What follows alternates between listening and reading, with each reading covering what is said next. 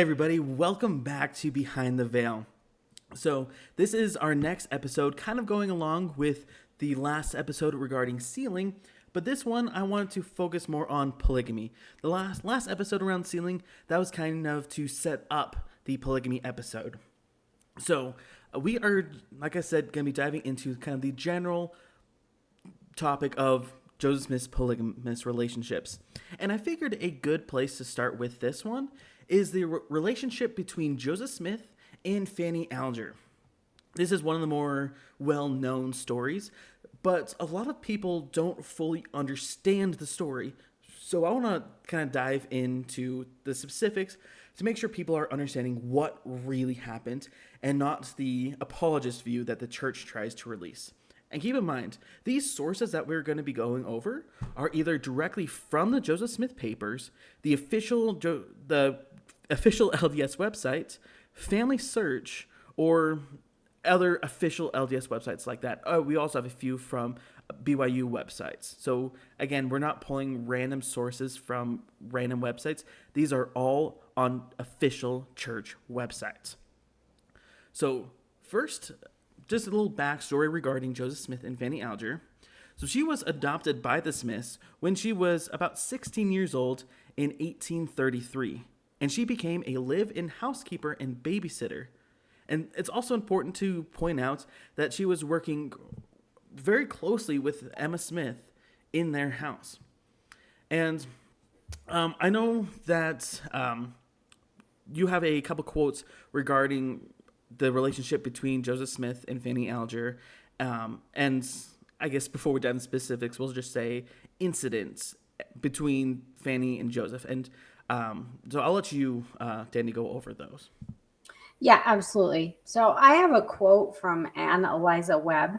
She believed that she was Brigham Young's 19th wife and wrote the book Wife Number 19.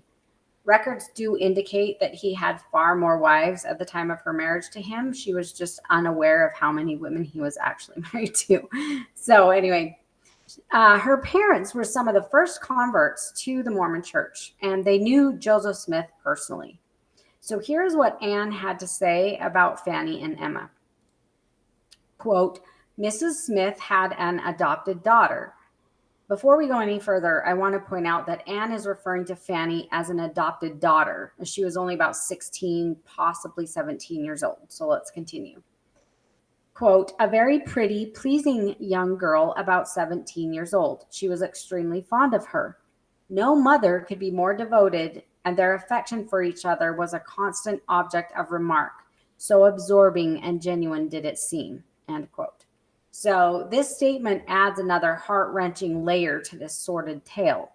Emma loved Fanny as her own daughter, which just amplifies the betrayal of her husband having sexual relations with this young girl. There are numerous reports of sexual relations between Joseph and Fanny long before the supposed sealing power was ever claimed to be received in April of 1836. And a lot of people try to point out that, Joseph Smith, this was his first person he was sealed to. There was the sealing power, but if you look on LDS Search, you can see that LDS Search puts the date of their marriage around 1835 to 1836, and that's on her main profile. But if you open up the actual timeline page, it will say specifically 1835. But if you read other historical accounts, a lot of them are saying as early as 1833. This is way before the actual sealing power was restored. And even if as late as Family Search says it could be, even as late as 1836, there are absolutely no historical records of a marriage between Joseph Smith and Fanny Alger at all. You can see it here on the FamilySearch.org. There are zero sources for their marriage. And again, she would have only been about 16 or 17 years old at this time. And again, we can't pinpoint an exact date because there's next to no information about Fanny Alger and the relationship with Joseph Smith. Because obviously the church is going to want to bury that.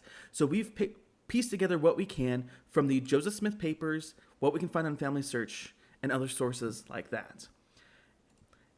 Also on family search, you can see that Joseph Smith and Fanny Alger were not sealed until April 4th, 1899. And if you're keeping track of the dates here, that's over 50 years after Joseph had died and 10 years after Fanny had passed away. So, whatever reason Joseph would have implemented plural marriage and restoring the sealing power, it didn't apply here because he was married before the sealing power was restored and was actually sealed long after his death. And again, there are no legal marriage documents. If you can find any, please let me know down below in the comments, and I would love to see them. But we've done so much research and we cannot find any. So, looking at all this, it seems a lot more like an affair between these two that was covered up rather than an actual marriage. Absolutely. And we will continue to show that there are other people that also called it an affair. So we look at Chauncey Webb makes a statement about Emma finding out about this adulterous relationship in the book Mormon Portraits. And it's on page 57. He says, quote, Emma was furious and drove the girl who was unable to conceal the consequences of her celestial relation with the prophet out of her house, end quote. So you might be wondering what this sexual relationship was between Fanny and Joseph. This is partially covered in a letter written by William McClellan to President Joseph Smith III. And he says, quote, one night she, meaning Emma Smith, missed Joseph and Fanny Alger. She went to the barn and saw him and Fanny in the barn together alone. She looked through a crack and saw the transaction. She told me this story was verily true, end quote.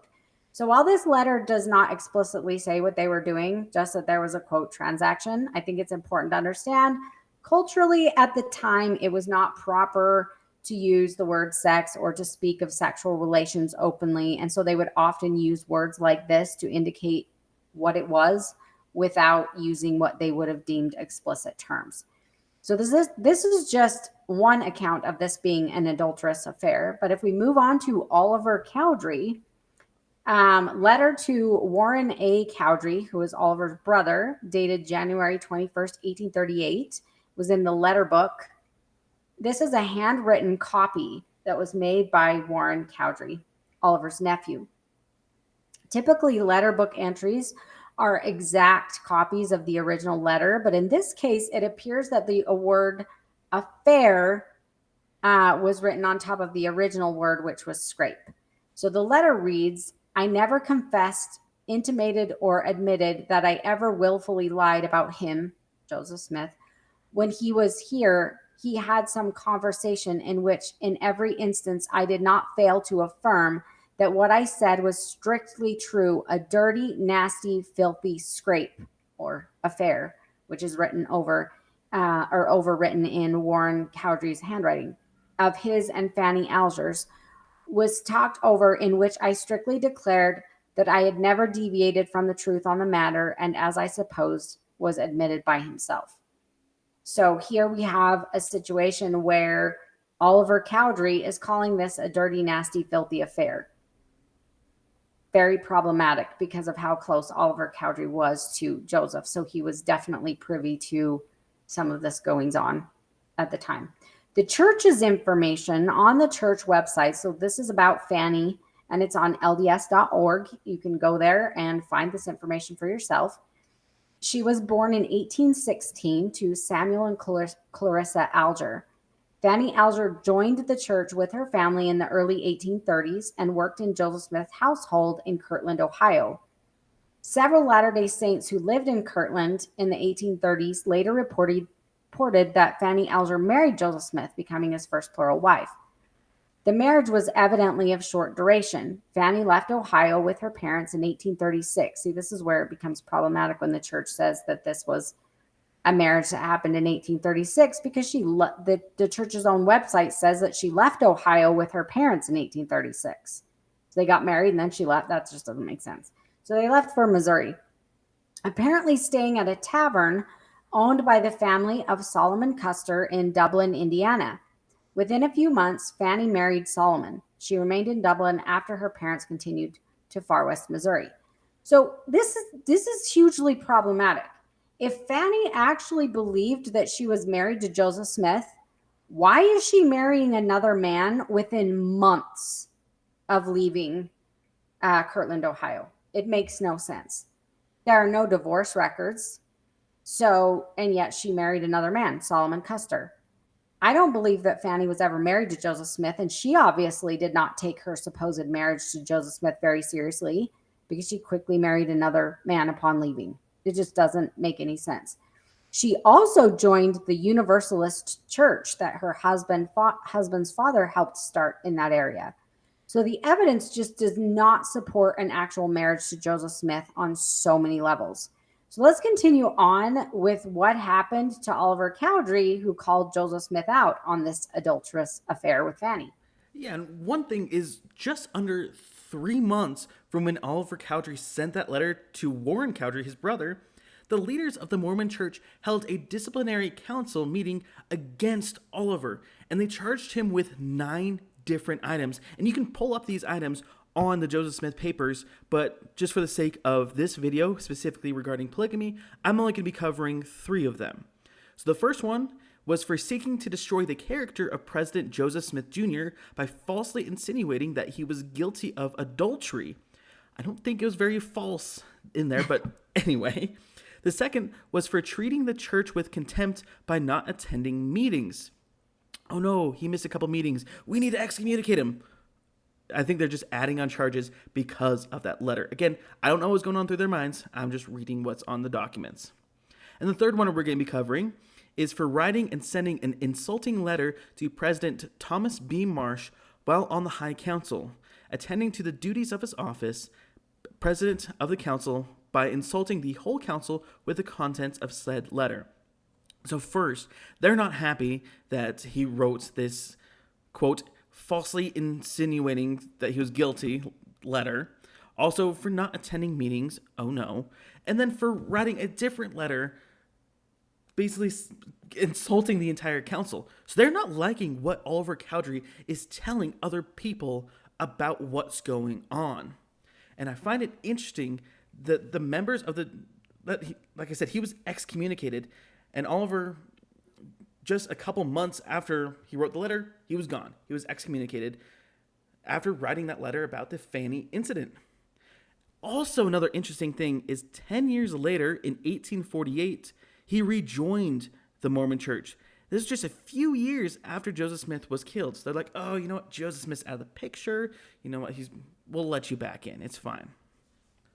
Yeah, I find that quite interesting and spurious charges for sure.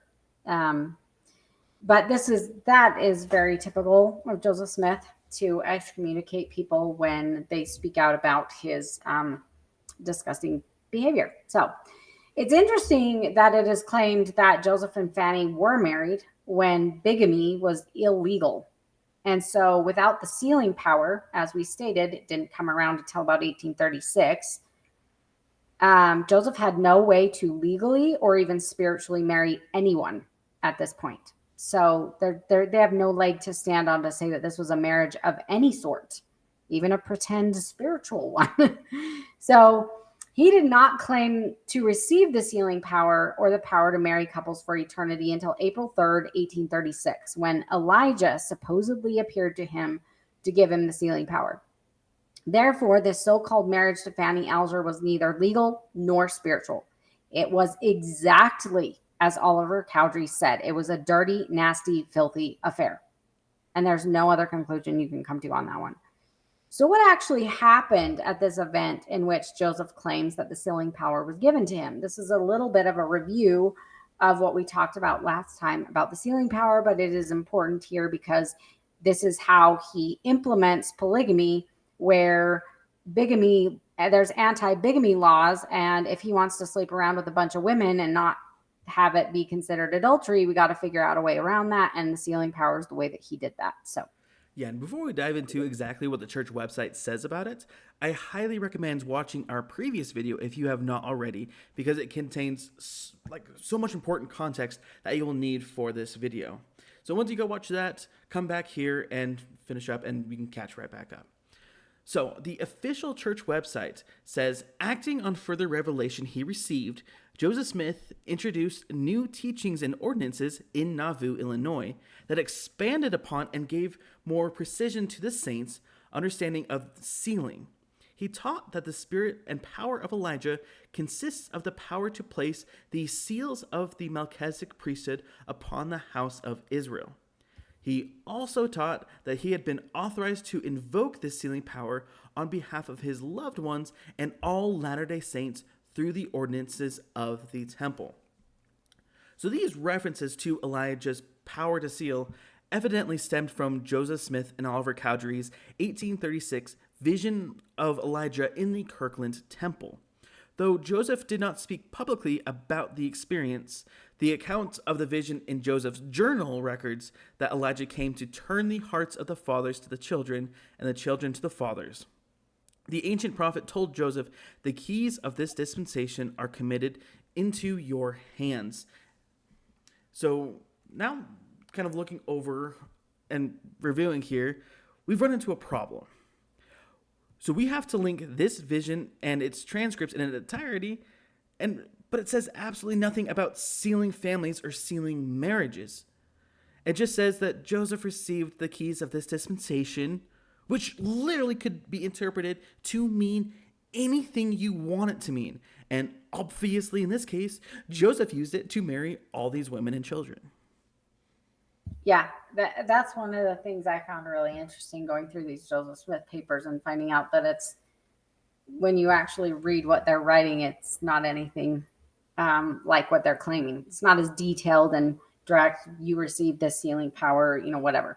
So there's nothing in the April 3rd, 1836 vision account in the Joseph Smith papers, nor in D&C 110, that indicate sealing power for marriage and families. It merely quotes the prophecy of Malachi 4:6, which has nothing to do with sealing power.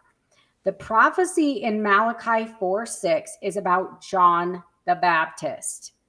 And it is actually Jesus who tells us in Matthew 11 through 14, that it was John the Baptist that fulfilled this prophecy. And he says, truly I tell you, among those born of women, there has risen no one greater than John the Baptist. Yet even the least in the kingdom of heaven is greater than he. From the days of John the Baptist until now, the kingdom of heaven has been subject to violence, and the violent lay claim to it. For all the prophets and the law prophesied until John. And if you are willing to accept it, he is the Elijah who was to come. I'd like to quickly make a note here. The screenshot I have on the screen is from the churchofjesuschrist.org, which uses the King James Version of the Bible. What we are reading here is from the NASB Bible. So it is slightly different, but it's the same message coming across through these scriptures. And the King James Version says Elias. The NASB Bible says, you said Elijah, is that correct? Right. Yeah. And that's another thing that I'd like to point out, because in this vision in 1836, they claimed that a being named Elijah came and a being named Elias.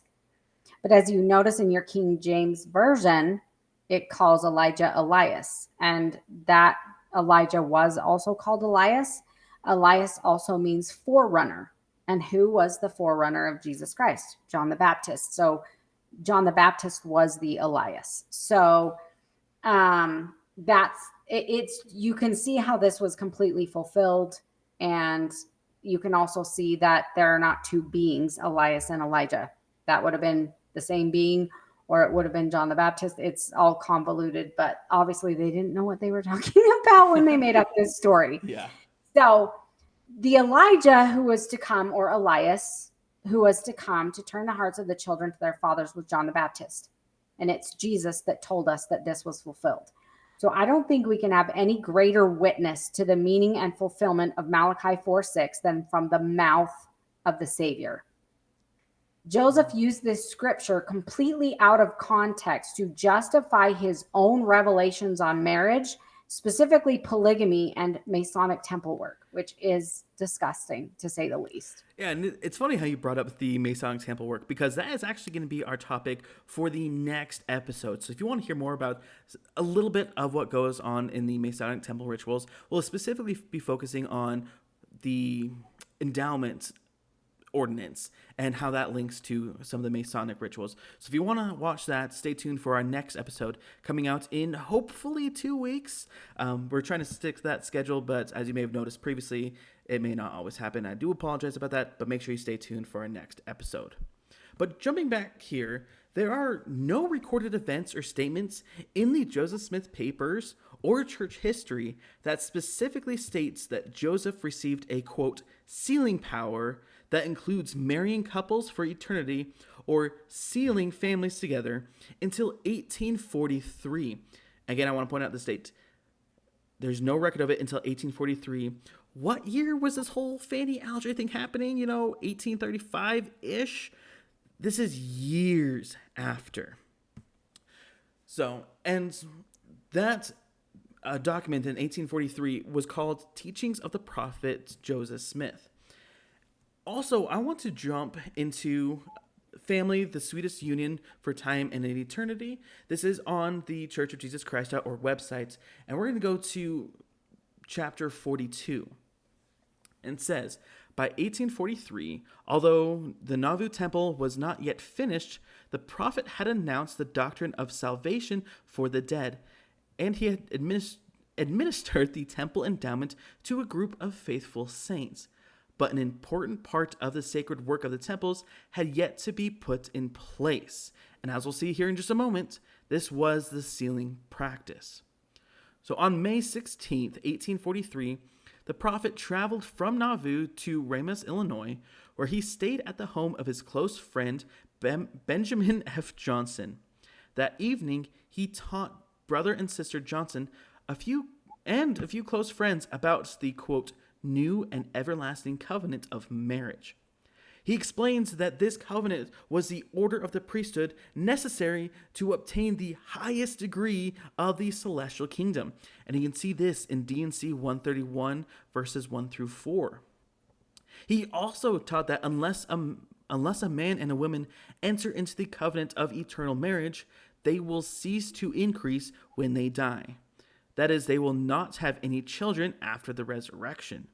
Those who do not enter into this covenant and remain faithful will continue to increase and have children in the celestial glory. And it keeps saying here that the covenant of eternal marriage. And as we'll kind of get into, this covenant of eternal marriage is polygamy. There's no way around it. It is polygamy, and you will see that very clearly as we kind of keep going through this. Yeah, a lot of current members of the church don't realize that the new and everlasting covenant is polygamy. It was always polygamy, and it still is, actually. It's just not something that's talked about because currently it is illegal in the United States. Mm-hmm. And so they don't talk about it. But if you read D&C 132 and you go through the Joseph Smith papers, it becomes very, very clear that this is actually polygamy. And this is what women are covenanting to in the temple. And we will get into that later, but they just don't realize that that's what they're covenanting to. So 3 months later, on July 12th, 1843, in the upstairs office of his red brick store, the prophet dictated to William Clayton a revelation about the doctrine of eternal marriage. And that's D&C 132. The prophet had known and taught this doctrine for some time before. In this revelation, the Lord declared that if a husband and wife are not sealed by the power of the holy priesthood, they cannot be enlarged, but remain separately and singly without exaltation in their saved condition to all eternity. To receive exaltation, husbands and wives must be sealed by priesthood power and then remain faithful to their covenants. So what I want to make clear here is we are kind of reading through the church's information on this. What they're kind of veiling here, the doctrine of eternal marriage and the doctrine of the new and everlasting covenant is polygamy. And so when you read D&C 132, it becomes clear The law of Sarah is in there, that the wife has to give her husband a virgin and all this kind of stuff. It's all in D&C 132. If you don't believe it, go read it for yourself. So they are veiling this, which is really bothersome because people don't realize what they are getting themselves into. It was not until July 1843 that Joseph dictated the revelation about eternal marriage or polygamy. The idea of sealing power in regard to eternal marriage was an idea that was developed over time as Joseph was seeking to provide more validity to his scheming. Even if he did receive this sealing power in 1836, as he claims he did, all marriages that occurred before 1836 would have been illegal and unrecognized even by God. So they all would have been adulterous because Joseph did not have the sealing power prior to this time. But as we've shown you, even up until 1843, they weren't talking about sealing in regards to marriages. And so a lot of these marriages were not legitimate in any possible way, spiritual, by God, legal, or otherwise. And then this completely invalidates any claim of legal or spiritual marriage to Fanny, absolutely, for sure. And then we move on to Helen Mar Kimball, who was Heber C. Kimball's 14-year-old daughter. Which, personally, I find this story of Helen Mar Kimball the most disgusting account of Joseph Smith's polygamy. And Helen Mar Kimball and Lucy Walker are both kind that's true. Lucy Walker, that is also up there. I mean, honestly, every single one of them is they're awful. Both rough. But then again, Helen was 2 years younger than Lucy, so. Yeah, and a lot of people at church say that, she was almost 15. Okay, that means she's 14. And even if she was 15, does that make it any better? And as we'll go over later in this episode, a lot of people will say, that's just the average age of people getting married at the time. First of all, no. And they're not getting married to people twice their age. But we'll talk about that in just a moment. Yeah. So, again, like I said, this is a very twisted tale of manipulation I have ever heard. So if you look here on the screen, this is an image that someone posted on the ex-Mormon Reddit, where they took an image of Joseph Smith and then image of Helen Mar Kimball, but they used AI or something to make her look younger to really show the age difference between these two. So it doesn't even begin with Joseph asking to marry her. He first tries to start out by marrying her mother. So if you read the book Life of Heber C. Kimball by Orson F. Whitney, it tells the story of Joseph commanding Heber C. Kimball to surrender his wife. I want to point out the church essay on plural marriage in Nauvoo, because now they fully admit that polyandry was practiced in Nauvoo and Kirtland, and that they try to justify these marriages by stating that they did not have any sexual relations or that they were just eternal or dynastic sealings. We'll show before the end of this episode that this is not true. However, even if this were the case, do we actually believe that God condones marrying another man's wife, allowing her to live with her husband in this life, and then taking her away from him in eternity and having to live with Joseph Smith for eternity? How does that make it any better? So, like I said, Joseph initially proposed to Heber C. Kimball's wife, Violet Summer, in 1841, and we'll go over that right now. Yeah. So one thing that I do want to point out, we do not have any documented information that there ever were eternity only sealings as doctrine or dynastic sealings. That is not in the doctrine anywhere. Apologists made that up to try to make it more palatable to people. There are time only sealings in the temple, and they just ended those recently. I'm not exactly sure the date. So you could have marriage for time and eternity, or time only, which means, if someone's spouse died and they just wanted to get married, for life only, they could do a time only sealing, but there has never, ever, ever, ever, ever been a time in the temple where they did eternity only sealings. So just pointing that out before we go forward. So to quote from Heber C. Kimball, Mormon patriarch and pioneer, we read, quote, shortly after Heber's return from England from a mission, he was introduced to the doctrine of plural marriage directly through a startling test, a sacrifice that shook his very being and challenged his faith to the ultimate.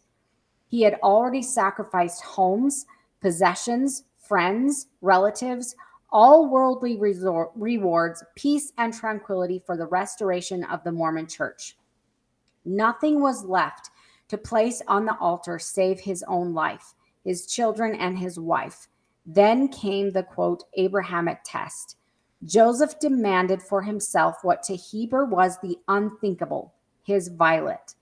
Totally crushed spiritually and emotionally, Heber touched neither food nor water for 3 days and 3 nights and continually sought confirmation and comfort from God. On the evening of the 3rd day, some kind of assurance came, and Heber took Violet to the upper room of Joseph's store on Water Street.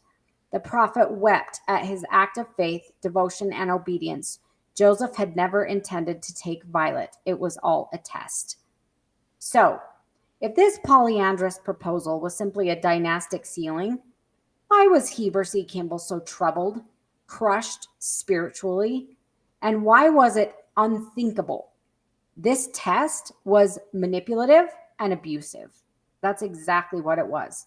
There's no way that a loving God would order such a horrific test and then twist it around to force a 14-year-old girl into a polygamous marriage. And again, we're, like I said at the beginning of the episode, this is not some anti-Mormon stuff that we're pulling from the internet. Yes, I know we pulled this book from archive.org because you literally can't find it anywhere else. But now I want to compare what we just read to the official church essay on Joseph Smith and polygamy. Again, the official Joseph Smith website. It's honestly extremely similar, and they show it here that this is exactly what happened. Also, the most ridiculous statement in this essay is how they try to make it sound that it wasn't so bad when they say several months before her 15th birthday.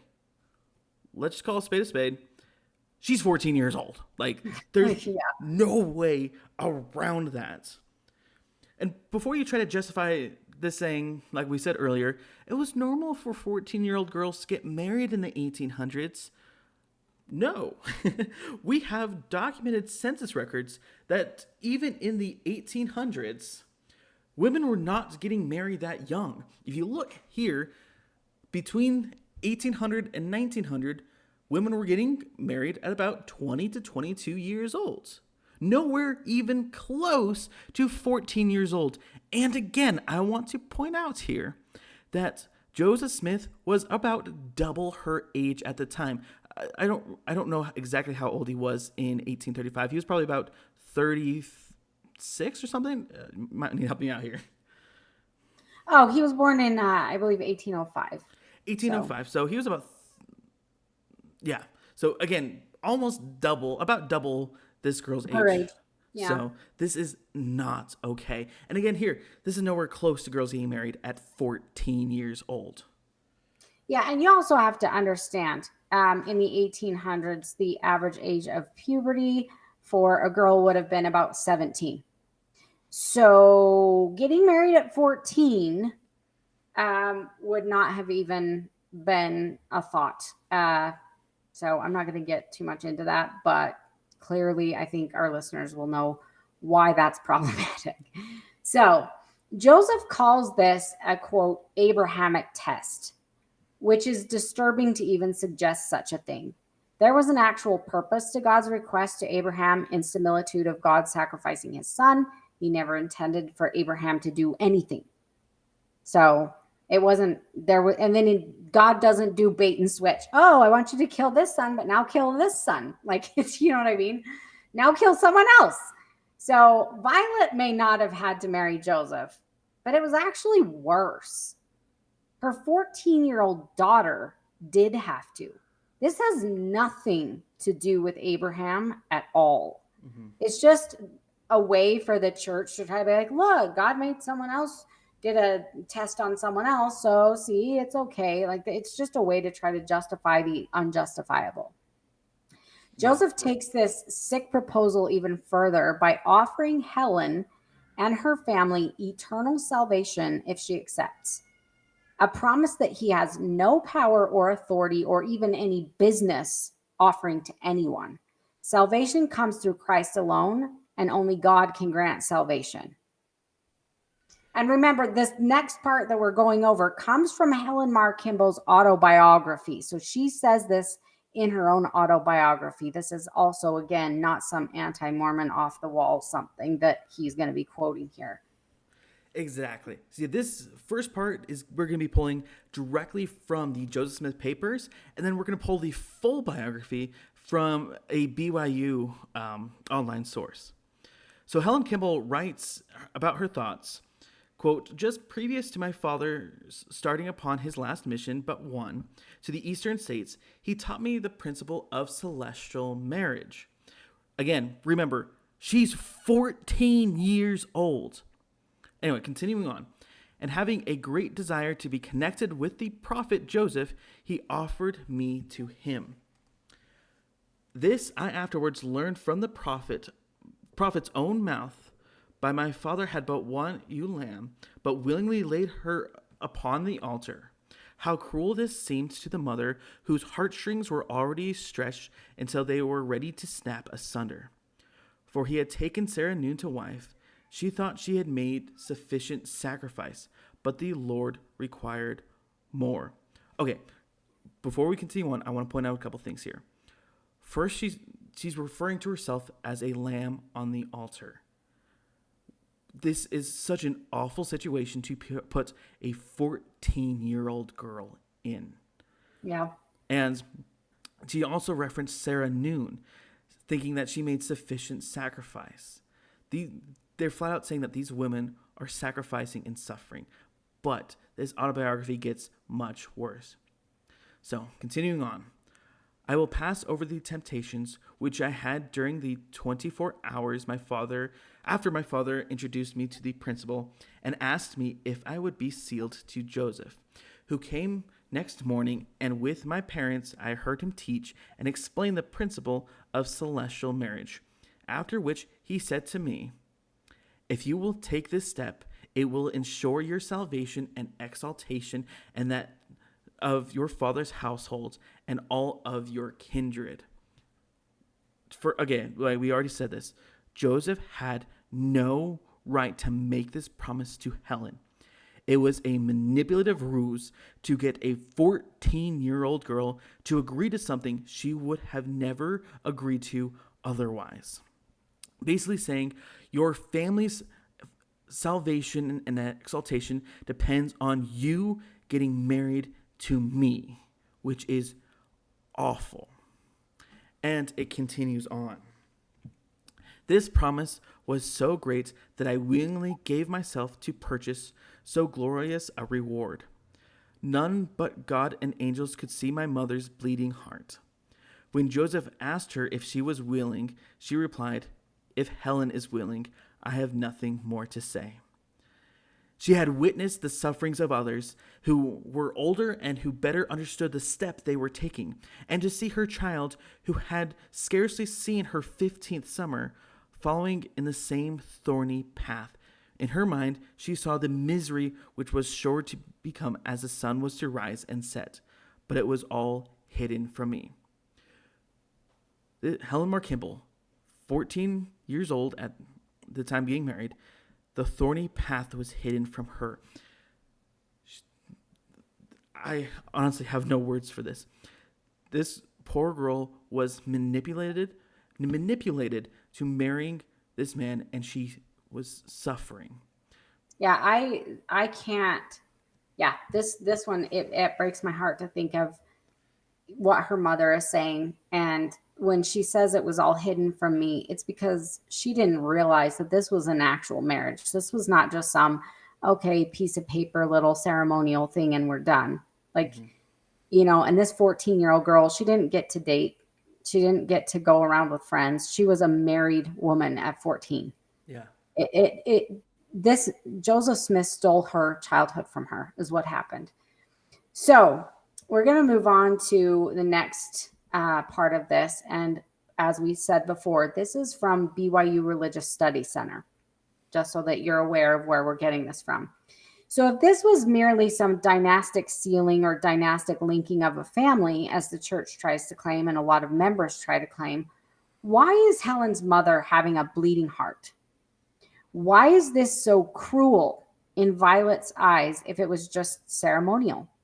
Why was there such misery to come as sure as the sun was to rise? Helen then says it was all hidden from me. She had no idea what this marriage was really going to require from her. And it was not just on paper. If there was nothing sexual implied, why would a mother be so grieved? It's because Violet knew full well what this meant, and it was not a family linking ceremony. It was a full-blown marriage, and Violet knew it. We do have evidence of sexual relations with Helen Mar Kimball. As a friend of Helen's, Catherine Lewis stated, quote, I heard Helen say to her mother, I will never be sealed to my father, and I would never have been sealed to Joseph had I known it was anything more than ceremony. I was young, and they deceived me by saying the salvation of our whole family depended upon it, end quote. And this is a narrative of some of the proceedings of the Mormons by Catherine Lewis. This is what she said in her own book, one of Helen's friends. It's important to point out that LDS apologists try to claim that later Helen Mar Kimball was a staunch proponent of polygamy. But I want you to understand that first of all, Helen had to make this traumatic sacrifice to secure the salvation of her family, is what she was told.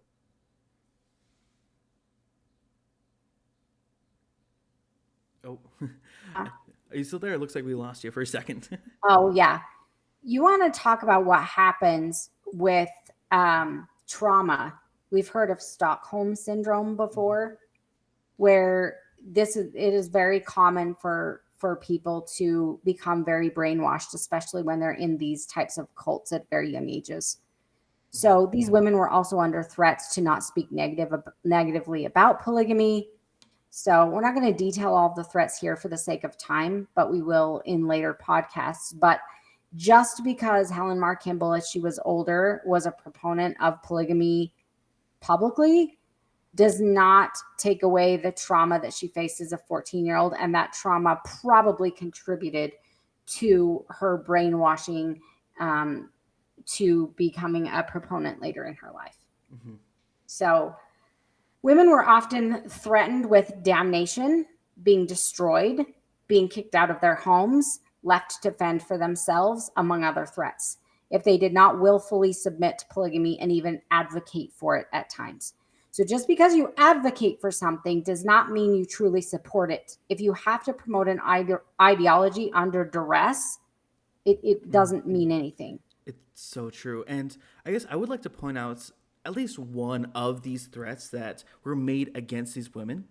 And the first one was from Brigham Young, the second prophet of the church.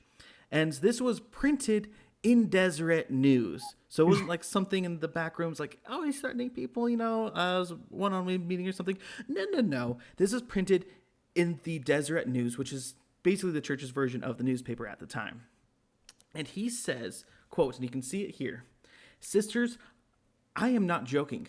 I do not throw out my proposition to banter your feelings, to see whether you will leave your husbands, all or any of you.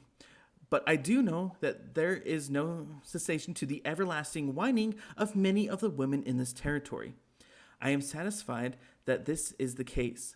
And if the women will not turn from the will turn from the commandments of God and continue to despise the order of heaven, I will pray that the curse of the Almighty may be close to their heels, and that it may be following them all the day long. And those that enter into it are faithful. I promise them, and they shall be queens in heaven and rulers to all eternity. Okay, hang on. He's saying that, basically says he's not throwing these propositions to answer their feelings. It's an internal thing from God. You need to do it to follow their commandments. Leave your husbands, come marry me. This is awful. I can't. He published this in the news, and you can see this in the Journal of Discourses. Also, another thing that he posted, or I shouldn't say posted, this isn't social media, that he put out in the newspaper was, prepare yourselves for 2 weeks from tomorrow, and I will tell you now that if you tarry with your husbands, after I have set you free, you must bow down to it and submit yourselves to the celestial law. You may go where you please after 2 weeks from tomorrow, but remember that I will not hear any more of this whining. So this was a sermon by Brigham Young in the Journal of Discourses. And again, this one was also printed in Deseret News, Volume 6, pages 235 to 236. So setting women at liberty by today's standards doesn't seem threatening. But we got to think of this in the context of the 1800s, where women did not have an education, the ability to own property, or even to have a bank account, which makes this a very dangerous situation. They were in the middle of nowhere, Utah. It isn't like they could have anywhere to go if they were set free. There were many more threats, and like we said, we'll cover those in future episodes. I just wanted to point out these two by Brigham Young because they are some of the most appalling ones. Yeah, and I think that just goes back to just like with Helen Mar Kimball. Yeah, later in her life, she becomes a proponent. But just what you stated, you're probably going to become a proponent when this is what your prophet is telling the women. I'm going to toss you out if you don't quit your whining. You know what I mean? So this is what they were living under. So let's move on. And this is another very shocking aspect of Joseph Smith's polygamy. 7 girls under the age of 18 that Joseph married. So a lot of times, oh, well, dynastic sealing with Helen Mar Kimball or, Fanny Alger, who was 16 or 17. But no, it wasn't just those two. There were actually 7 girls under the age of 18 that Joseph married. And you can actually see this. So sorry, but yeah. MormonInfographics.com has actually made this wonderful graphic of the many wives of Joseph Smith. And you can see the 7 girls who are under the age of 18 that we're talking about here on the left-hand side. And all of these have sources on either FamilySearch.org or the Joseph Smith papers. This is not some random thing we pulled from the internet. This is a great visual tool, but again, we have proof in the Joseph Smith papers and the Family Search, the church's official website, and also this graphic shows 34 wives. There's evidence that there may have been more. Yeah, absolutely. So we're looking at these girls under the age of 18. We have Fanny, who was 16 or 17, Sarah Ann Whitney, who was 17, Flora Ann Woodworth, who was 16, Sarah Lawrence was 17, Lucy Walker was 17, Helen Mar Kimball was 14, and Nancy Winchester was 15. There is absolutely nothing on God's green earth that would convince me that marrying these underage girls was anything less than pedophilia. There's no reason that girls of this age should have been married to a much older, already married man. So many make the claim that marriage among teenage girls was normal in the 1800s, as we had talked about previously. But between 1800 and 1900, women generally married for the first time between the ages of 20 and 22 years old, making the median age 21 years old for average brides. In 1890, when the U.S. Census Bureau started collecting marriage data, it was recorded that the average age of a first marriage for men was 26 years old, and the average age of marriage for women was 22 years old. There is absolutely no historical information showing that girls were commonly married in their teenage years.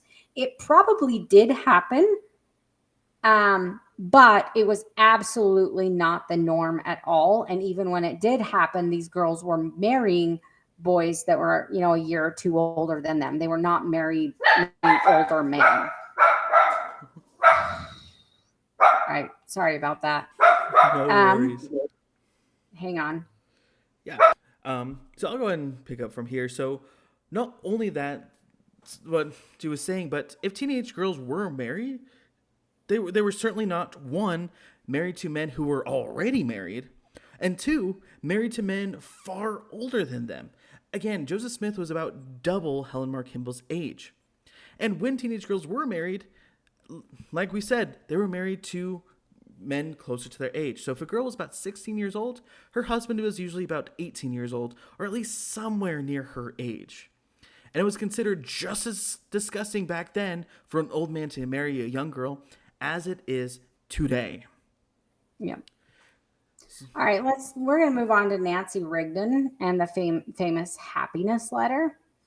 Nancy Rigdon, I would have to say, is one of my heroes because she pretty much gave Joseph Smith the middle finger and never ended up marrying him, which he did end up ruining her reputation, spreading rumors that, about her and whatever, which is sad. But she did not fall for his ruse, which I think is fabulous. But I want to set the stage for the happiness letter by detailing what transpired before the letter was written.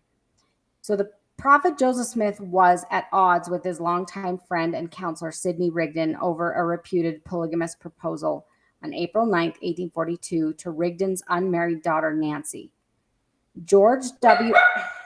Sorry. No worries. So, like she's saying, the prophet was at odds with his longtime friend and counselor, Sidney Rigdon, over a reputed polygamous proposal on April 9th, 1842, to Rigdon's unmarried daughter, Nancy. So George W. Robinson, a prominent Nauvoo citizen married to another one of Rigdon's daughters, wrote to James A. Bennett, a New York friend to the church, and on July 22nd, 1842, that the Smiths sent for Miss Rigdon to come to the house of Mrs. Orson Hyde, who lived in the under rooms of the printing office. According to Robinson, Nancy inquired of the messenger what was wanted, and the only reply was that Smith wanted to see her. Robinson claimed that Smith took her into a room, locked the door, and then stated to her that he had an affection for her for several years, and wished that she should be his. Sorry, I'm not laughing because this is funny. I'm laughing because I do not know how to talk. All right, where are we at? And I'll keep going. Sorry about that. No worries. So in the middle of the paragraph talking about Robinson claimed Smith, just ended off that, and he wished that Nancy Rigdon should be his. So Robinson claimed that Smith took her into a room, locked the door, and then stated to her that he had an affection for her for several years and wished that she should be his, that the Lord was well pleased with this matter. Of course, he always brings God into this, right? Mm-hmm. For he had a revelation on the subject, and God had given him all the blessings of Jacob, and that there was no sin whatever. Robinson reported that Nancy was repulsed him and was about to raise the neighbors if he did not unlock the door and let her out. Nancy's brother John, recounting the incident later, remembered that Nancy refused him, saying if she ever got married, she would marry a single man or none at all, and took her bonnet and went home, leaving Joseph. Nancy withheld the details of the situation from her family until a day or two later, when a letter from the prophet was delivered by Smith's personal secretary, Willard Richards. This was the happiness letter. Nancy showed the prophet's letter to her father and told him of the incident at the Hyde residence. Rigdon demanded an audience with Smith. George W. Robinson reported that when Smith came to Rigdon's home, the enraged father asked for an explanation. The prophet attempted to deny it at first. Robinson said, and face her down with the lie, but she told the facts with so much earnestness, and the fact of a letter being present, which he had caused to be written to her on the same subject the day after the attempt made on her virtue. That's interesting. There was an attempt made on her virtue. That ultimately he could not withstand the testimony. He then and there acknowledged that every word of Miss Rigdon's testimony was true. Much later, John Rigdon elaborated that Nancy was one of those excitable women, and she went into the room and said, Joseph Smith, you are telling that which is not true. You did make such a proposition to me, and you know it. The woman who was there said to Nancy, are you not afraid to call the Lord's anointed a cursed liar? No, she replied, I am not, for he does lie, and he knows it. So, like I said, Nancy Rigdon is one of my heroes. She stood her ground. She was a young girl, and she stood her ground. Her refusal ended up in her being branded a child prostitute. and Joseph Smith tried to destroy her reputation for rejecting him. And this information is found in Signe Rigdon, A Portrait of Religious Excess by Van Wagner. Mm-hmm. And first, I want to make it clear. Nancy Rigdon refused to marry Joseph, despite all of his lofty promises and threats against her. And it sounds a little backwards. She refused to marry her or marry him, and then labeled as a child prostitute. I can't believe the lengths that Joseph Smith will try to go. He will defame someone's character if he does not marry them, and he's done so many other terrible things, which we will cover later.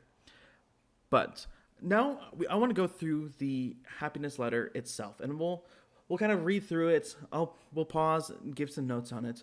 But yes, I know it's a long letter, but I want everyone watching to know what this letter says and how awful it is. This is pulled directly from the Joseph Smith papers, so you cannot say that this is some ex-Mormon whatever. This is from the Joseph Smith papers.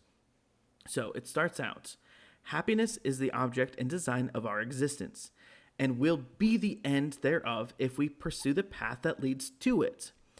And this is the path. This path is virtue, uprightness, faithfulness, holiness, and keeping all the commandments of God. So we'll pause here already. Notice how he starts with promising happiness if she, quote, keeps the commandments of God.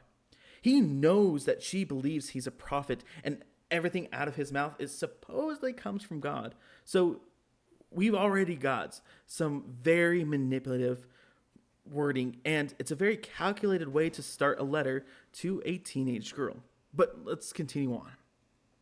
But we cannot keep all the commandments without first knowing them, and we cannot expect to know all or more than we know now, unless we comply with or keep those we already received. That which is wrong under one circumstance may be and often is right under another. God said, "Thou shalt not kill." At another time, he said, "Thou shalt utterly destroy." This is the principle on which the government of heaven is conducted, by revelation adapted to the circumstances in which the children of the kingdom are placed. So the manipulation continues, and he tells her that, something can sometimes be wrong, but in other times it actually isn't wrong. And then he goes on using the outrageous example of murder, like, sometimes murder is wrong unless God tells you to murder someone, and then it's okay. And then he's going to compare this to just a proposal. I'm just going to propose you and you're going to be my wife. And it may not seem as outrageous as the first example, but it's still so disgusting and so manipulative. Yeah, you can see the manipulation coming here. And to say that the government of heaven is conducted being like, you can't count on anything. It's like, well, sometimes it's wrong, sometimes it's right. Like it's just absolutely ridiculous. So anyway, we're going to go on. Whatever God requires is right, no matter what it is. Although we may not see the reason thereof till long after the events transpire. If we seek first the kingdom of God, all good things will be added. So again, we're going to stop here. He claims whatever God requires is right, no matter what it is. But he's setting up a manipulative ruse, and he knows she believes as a prophet and speaks for God. So whatever he tells her essentially is God's requirement or commandment. So when he finally executes this proposal, he set it up that what is required by God. So she has to obey it. So let's move on. So with Solomon, first he asked wisdom, and God gave it him. And with it every desire of his heart, even things which might be considered abominable to all who do not understand the order of heaven, only in part, but which in reality were right, because God gave and sanctioned by special revelation. A parent may whip a child, and justly too, because he stole an apple. Whereas if the child had asked for the apple, and the parent had given it, the child would have eaten it with a better appetite. There would have been no stripes. All the pleasures of the apple would have been received. and all the misery of stealing lost. Okay, pause. This is a veiled excuse for adultery, is what this is. He's claiming that all we have to do is ask God. If we just, have an affair, then that's adultery. But as long as we ask God first to get approval, then we can enjoy all the supposed pleasures of adultery without it being a sin because we asked. So let's go on. This principle will justly apply to all of God's dealings with his children. Everything that God gives us is lawful and right, and 'tis proper that we should enjoy his gifts and blessings whenever and wherever he is disposed to bestow. But if we should seize upon these same blessings and enjoyments without law, without revelation, without commandment, those blessings and enjoyments would prove cursings and vexations in the end, and we should have to lie down in sorrow and wailings of everlasting regret. But in obedience there is joy and peace, unspotted, unalloyed, and as God has designed our happiness, the happiness of all his creatures, he never has, he never will institute an ordinance or give a commandment to his people that is not calculated in its nature to promote that happiness which he has designed, and which will not end in the greatest amount of good and glory to those who become the recipients of his laws and ordinances. Blessings offered but rejected are no longer blessings, but become like the talent hid in the earth by the wicked and slothful servant. The proffered good returns to the giver. The blessing is bestowed on those who will receive and occupy. For unto him that hath shall be given, and he shall have abundantly. But unto him that hath not or will not receive shall be taken away that which he hath or might have had. Be wise today. 'Tis madness to defer. This is insanity. I can't believe this. He's claiming that if she rejects his offer in this letter, it will not be a blessing, and she'll be a wicked and slothful servant. Like, And cursed. Yeah. and cursed. Yes, thank you. Like, what is going on here? Again, this is supposed to be a marriage proposal, but to a young girl, and so manipulative. And I don't even know. I don't even have words for this. Yeah. But it continues on. It says, the next day the fatal precedent may plead, thus until wisdom is pushed out of time into eternity. Our Heavenly Father is more liberal in his views and boundless in his mercies and blessings than we are ready to believe or receive, and at the same time is more terrible to the workers of iniquity, more awful in the executions of his punishments, and more ready to detect every false way than we are apt to suppose him to be. Okay, hang on. Once again, he's setting the stage on if she refuses him. He says that God will be more awful in his execution of his punishments, and it says at the same time more terrible in the workers of iniquity. And he's saying, essentially what he's saying here is, I'm the prophet, I'm the mouth of God. You do what I say, otherwise God's going to be more awful in the execution of his punishment. This is terrible. Yeah. And it continues on. He will be inquired of by his children. He says, ask and ye shall receive, seek and ye shall find. But if ye will take that which is not your own, or which I have not given you, and ye shall be rewarded according to your deeds. But no good thing will I withhold from them who walk uprightly before me, and do my will in all things, who will listen to my voice, and to the voice of my servant whom I have sent. For I delight in those who seek diligently to know my precepts, and abide by the laws of my kingdom. For all things shall be made known unto them in mine own due time, and in the end they shall have joy. Okay. This is extremely manipulative, coercive, and a threatening letter to, once again, a teenage girl in order to use God's authority over her to try to convince her to illegally marry Joseph. This letter was sent due to the fact that Nancy had rejected Joseph's initial proposal to her. And once again, this is on the Joseph Smith Papers website. So now that we've read through the happiness letter, and hopefully you can see how awful of a letter this is, I want to move on to more of the evidence of sexual relationships Joseph had with all of his many wives. And this we can see in the temple lot case. Yeah, so I do want to point out there are many other letters that were sent to other teenage girls by Joseph Smith that he asked them to burn them, which they did not. And we do have them, but clearly we don't have time to go over all of those. But this is not the only ridiculous letter that was sent to a young girl. Yeah. Okay, so moving on to the temple lot case. A common statement that I heard growing up and when I was a member of the church was, and people trying to justify this unjustifiable act of polygamy. Well, he didn't have sex with them. They were just, dynastic sealings, or they were poor widows that just needed to be taken care of. You hear all these ridiculous claims. Well, let's take a look at this. So we've got Emily Partridge, who was 19 years old. And when they were married, when under oath in a deposition in the temple lot case, Emily Partridge was asked, "Do you make the declaration that you ever slept with him in the same bed?" To which she answered, "Yes, sir." But it gets worse. When she was asked, "Did you ever have carnal intercourse with Joseph Smith?" she responded, "Yes, sir." This is a 19-year-old girl. Joseph was already married. So there you have it. Under oath, she claims she had sex with Joseph Smith. Let's move on to Lucy Walker. Lucy Walker was 17 years old. Lucy Walker's niece, Theodosia Frances Walker Davis, long name, reported to Joseph Smith III in 1876.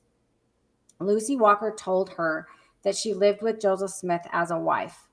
When she was asked about details about the relationship, she would continuously decline to answer because, she says, quote, "Well, I think that is my business and none of yours. The principle by which we were married is an eternal principle and will endure forever."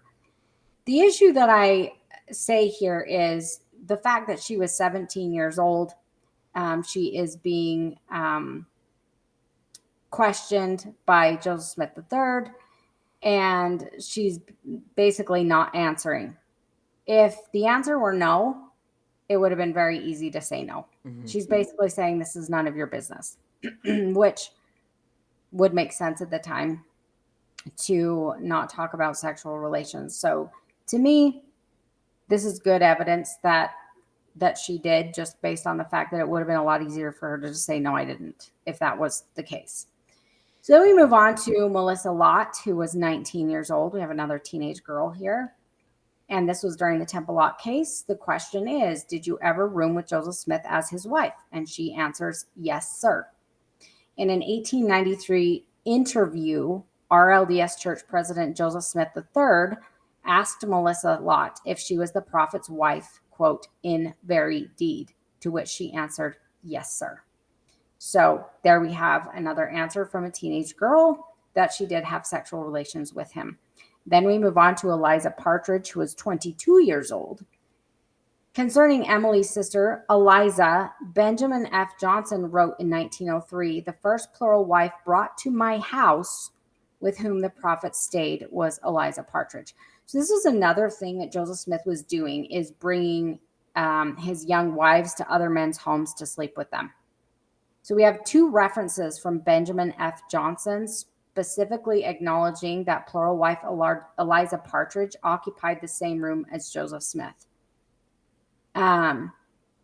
Later, after that first quote, Benjamin penned a letter to the Deseret News saying, "I saw one of my sisters married to him," meaning Joseph Smith, "and know that with her he occupied my house on May 16th and 17th, 1843, which he had occupied with Eliza Partridge, another plural wife, on the 2nd of the previous month." So here we have Joseph Smith bringing women to Benjamin's house and sleeping with them in his house. So again, we've got quite a bit of evidence. This man is essentially an eyewitness in the fact that Joseph Smith is sleeping with women in his house. I mean, obviously he's not witnessing, specifics, but he is sleeping in this man's home with women in the same room. Then we have Louisa Beeman, who is 26 years old. When Joseph Bates Noble, Louisa's brother-in-law, was asked Where did they, Joseph Smith and plural wife Louisa Beeman, sleep together? And he responded, right straight across the river at my house. They slept together. So again, we've got another man where Joseph Smith is bringing women to his house to sleep with them. So we have confirmation that they did sleep together. We have Elmira Johnson, who is 29 years old. Benjamin Johnson affirmed. So this is Elmira is Benjamin Johnson's sister. So he's affirming that his sister, Elmira Johnson, experienced sexual relations with the prophet when he says, Joseph Smith was at my house where he occupied my sister Elmira's room and bed. And then we move on to Maria Lawrence. She was 19 years old. On May 23rd, 1844, William Law, who had apostatized months earlier over the issue of plural marriage, charged Joseph Smith in a Carthage court with living, quote, in open state of adultery with Maria Lawrence. So that is another court hearing where William Law made this statement about another teenage girl. And then we move on to Sarah Lawrence, who was 16 years old, 16, possibly 7. No, Sarah was 16, I think, when they were married. Several statements document that Sarah Lawrence lived with the prophet as a plural wife. For example, Lucy Walker attested in 1902, I know that Emma gave her consent to the marriage of at least 4 women, Emily and Eliza Partridge and Maria and Sarah Lawrence, to her husband as plural wives, and she was well aware that he associated and cohabitated with them as wives, end quote. So again, they cohabitated. She is attesting to 4 women that Joseph cohabitated with. And of course, we have Fanny Alger, who is 17 years old. Several accounts on record that Emma Smith witnessed Joseph Smith and Fanny Alger in the barn in the very act. One source asserts that Fanny became pregnant or could not conceal the results of her celestial relations. And we have some information from Anna Eliza Webb's mother, who took in Fanny Alger for a short period of time before she left with her parents. So we have a lot of evidence of sexual relations with many of his wives, and many of them were teenage girls. Mm-hmm. We have Mary Herron. There is one single document that implies sexuality between Joseph Smith and Mary Herron Snyder. So the Temple Lock case provided evidence of sexual relations with 10 of Joseph's wives, along with quotes from many eyewitnesses as well. So we want to move on to show that the idea of, quote, sealing had more to do with Joseph's sexual exploits than it did with the actual idea of being sealed forever with your family for time and all eternity.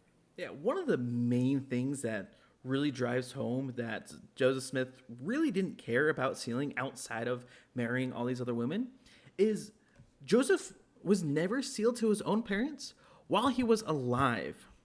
Mormons are taught that this sealing power is a great and amazing blessing of being able to be sealed to your spouse and your children and your parents for eternity.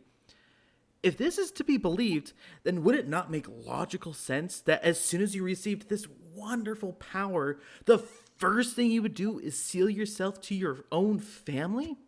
But clearly this is not what Joseph did. He sealed himself to 34 other women, again, 7 of whom who were teenage daughters, 11 of whom were already married to other men, 1 mother-daughter pair, and 3 pairs of sisters. And yet, he was never sealed to his own parents during his lifetime. He's just going around marrying all of these other women. So if you look here, according to Family Search, Joseph was not sealed to his own parents until August 25th, 1897. This is over 50 years after he had passed away, he's finally sealed to his own parents? Again, if the sealing power was so important for family connections in the next life, why was Joseph more interested in being sealed to all these other teenage girls and other men's wives than being sealed to his own parents, wife, and children? Speaking of being sealed to his children, Joseph was never sealed to any of his own children. And here, directly from FamilySearch.org, we have pulled the family group record. If you guys are not familiar with what this is, it shows you exactly what ordinance has taken place and when.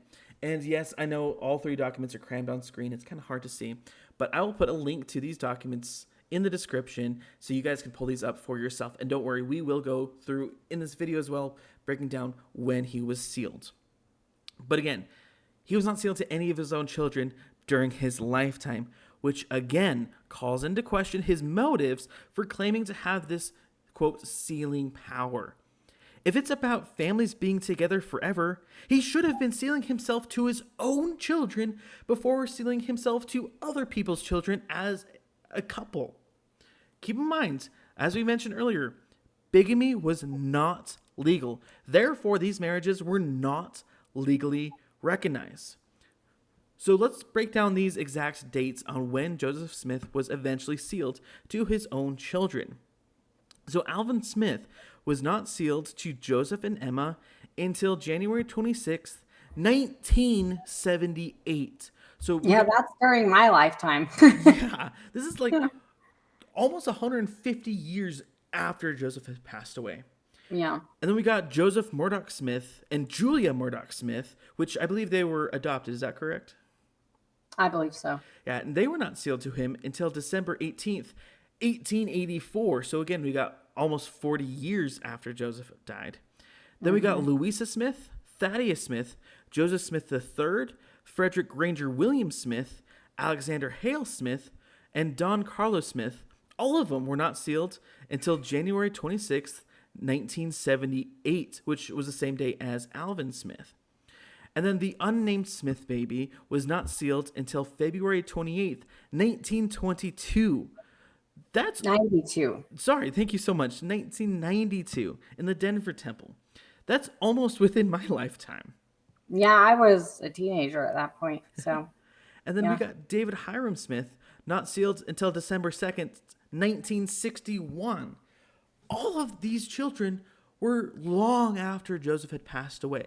So he's being sealed to all of these other people before getting sealed to his own children.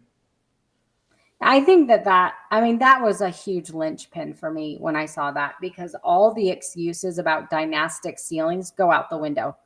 Because it's like, why are you linking yourself to Heber C. Kimball's family and you're not sealing yourself to your own children? Don't be sealing yourself to other people's 14-year-old girls when you're not even sealed to your own. Like, it's just, I'm sorry, that just does not fly with me. Yeah. So if Joseph is receiving this sealing power so that he can perform sealing ordinances in order for families to be together forever, why does he not care about getting sealed to his own legal, as the church calls her, his beloved Emma, until 7 years later? Why did he not care about getting sealed to his own parents, his own children? They had a baby. Emma and Joseph had a baby that died in 1842. You would think that would be top priority to have that baby sealed to you. That baby's already passed away. Nope. That sealing to that baby was not done until 1992. Yeah. In my opinion, the sealing power has nothing to do with sealing families for eternity. It was about convincing innocent women to, quote, marry him, to have sexual relationships with him. It was clearly not important for him to make sure he had his parents in eternity, his wife, or his children. Now realize, Emma was the 22nd wife to be sealed to Joseph Smith. If you question that, go to Family Search and find out for yourself. He was more concerned about being sealed to teenage girls and other women than he was about being sealed to his supposed beloved Emma. So it's just, you cannot claim that this was all this sweet little idea of being a family together forever. Early LDS prophets such as Joseph Smith, Brigham Young, John Taylor, as well as other leaders taught that polygamy, also called plural marriage, celestial marriage, was the new and everlasting covenant that assured the exaltation of its participants. This is all in the Journal of Discourses, where many of the prophets and apostles taught that polygamy was absolutely required to assure exaltation, and that polygamy was, in fact, what the new and everlasting covenant was. Yeah. And a lot of people are just gonna be like, oh, you guys are just pulling this, you're making assumptions, yada, yada, yada. But no, we have direct quotes from these early church leaders about polygamy being required for salvation. Most Mormons today don't believe that polygamy is required for salvation, or that it's not required to enter the celestial kingdom. But if they actually read their own historical documents and their own doctrine, that's not what it says. So first, I want to jump into here. Again, this first one, again, we're pulling this directly from the BYU website, where we can find the Journal of Discourses. This one is from Brigham Young on July 14th, 1855, on page 266. And it says, quote, Now if any of you will deny the plurality of wives and continue to do so, I promise that you will be damned.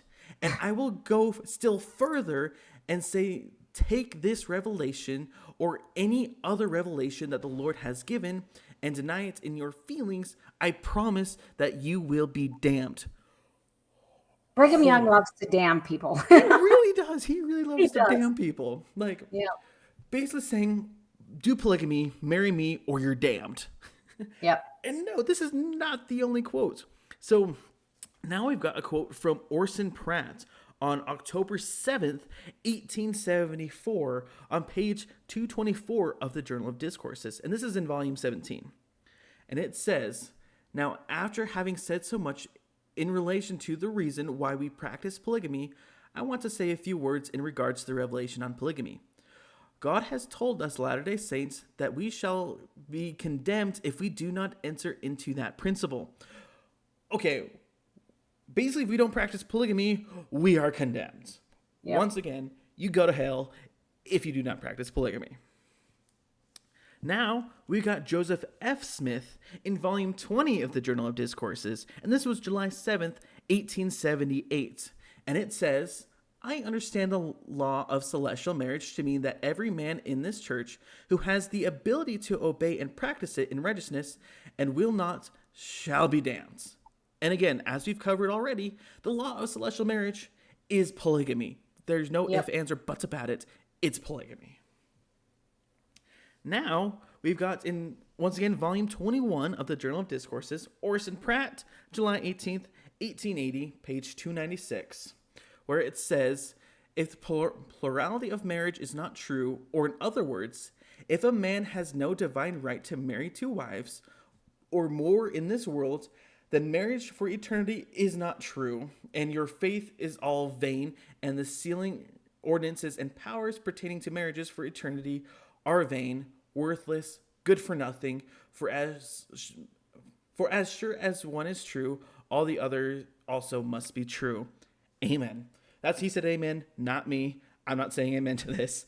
Yeah, exactly. Basically, you must do plural marriage and polygamy to make it into heaven, essentially. Yes, I know I didn't box the entire thing that I read. I apologize. But as I was reading, I'm like, okay, more of this is important. I got to let you guys know all of it. Again, we're still on the BYU website. This is from the Journal of Discourses. Also, jumping over to volume 23. This is by George Q. Cannon, October 8th, 1882, page 278. Now I want to say for myself personally, if I had not obeyed that commandment of God concerning plural marriage, I believe I would have been damned. That is my position. Okay, so now he's not telling other people that they're going to be damned, but he's now giving a personal example. If I didn't practice plural marriage, I would have been damned. What? Basically sounds like he's trying to justify to himself and giving excuses to have plural marriage. Yep. Also, looping back to volume 3, we're looping back. This is Heber C. Kimball, which is one of the strongest proponents of plural marriage outside of Joseph Smith and Brigham Young. And it says, if you oppose any of the works of God, you will cultivate a spirit of apostasy. If you oppose what is called spiritual wife doctrine, the patriarchal order, which is of God, that course will corrode you with the spirit of apostasy, and you will go overboard. Okay, I like I don't like his wording here, where he's like the spiritual wife doctrine. What? A lot of people don't think it's doctrine, but it is, and it still is, because D&C 132 in LDS scripture makes it very clear that polygamy is doctrine. And they have not removed that from the LDS canon of scripture. And therefore, that validates all of these statements because it is still in your scriptures today. It absolutely is. And I'm thinking back to seminary. We never went over D&C 132. I could have sworn we just skipped right on past it because I was actually flipping through my notes because they would always have us put inserts into our scriptures. And I have none for D&C 132. They're just skimming right over that. Yep, absolutely.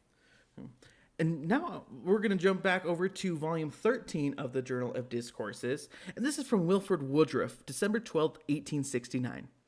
And it says, "Do away with that, then we must do away with prophets and apostles, and with revelation and the gifts and graces of the gospel." And if you read this, it actually says just above it, if we were to do away with polygamy, then we'd have to get rid of all these other things. Again, I apologize, I didn't box the full thing. So basically saying, if we get rid of polygamy, we might as well get rid of prophets, apostles, and revelations. They are putting the importance of polygamy on the same level as prophets, apostles, and revelations. Yep. So we've gone over all these quotes from prophets saying that polygamy is absolutely required for salvation, and if you oppose it, you are committing apostasy. It's going to result in damnation. You will not be allowed to enter God's glory. If you don't believe in polygamy, your faith is false, and also celestial marriage. You are in darkness and worthy of damnation. And if polygamy is not true, then other revelations by Joseph Smith are not worth a fig. Yep, that's what it is. And members today don't know this. But yeah, you get into the actual doctrine and it gets really bad. So I'm going to quote Mormon Doctrine, which was written by Bruce R. McConkie, who was an apostle in the church. And my parents actually have this book on their shelf at home right now. And so do my in-laws. This book was very common. And so I want to quote this because a lot of members of the church have this book on their shelves. Mm-hmm. And he says, quote, "Those who entered this order at the Lord's command and who kept the laws and conditions appertaining to it have gained for themselves eternal exaltation in the highest heaven of the celestial world." I want to say this. So all of these women that got forced into this polygamous crap by Joseph Smith, as we just detailed, are now, they get exaltation in the highest heaven of the celestial world as polygamous wives of Joseph Smith. That sounds like hell to me. Mm-hmm. I mean, he acts like this is so great. And I'm like, no, that is like, it's just ridiculous. Anyway, he goes on to say, "Obviously, the holy practice will commence again after the second coming of the Son of Man and the ushering in of the millennium." So this is not taught in your Sunday school class. Absolutely not. But yes, it was a common belief that right now it's illegal, and so they can't do it. But I do want to point out, though, that the prophet of the LDS Church right now, President Nelson, is a polygamist, and so is the first counselor, Oakes. Mm-hmm. They are both polygamists. They both have their wife passed away, and they were sealed to another woman. So they very much believe in this, and they just believe that at the ushering in of the second coming and the millennium, that the laws of the land will be overturned and that they will be able to begin practicing it again. A lot of people don't know that, but that is what it is. Mm-hmm.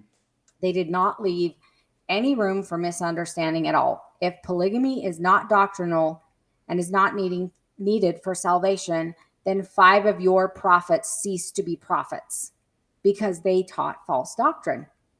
If polygamy is not required for salvation, they taught false doctrine and led church members astray by telling them that polygamy was required for salvation.